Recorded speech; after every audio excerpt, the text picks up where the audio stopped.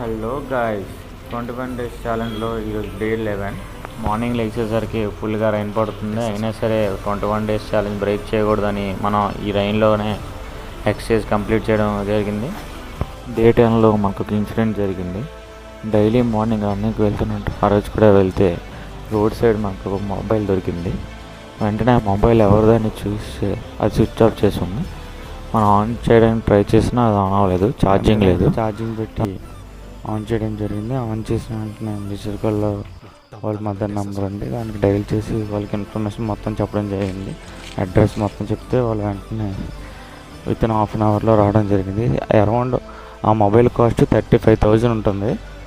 వెంటనే వాళ్ళ అమ్మగారు చాలా హ్యాపీగా ఫీల్ అయ్యారు. మామూలుగా ఎవరు దొరికిన అంతే, అలాగేం లేదు.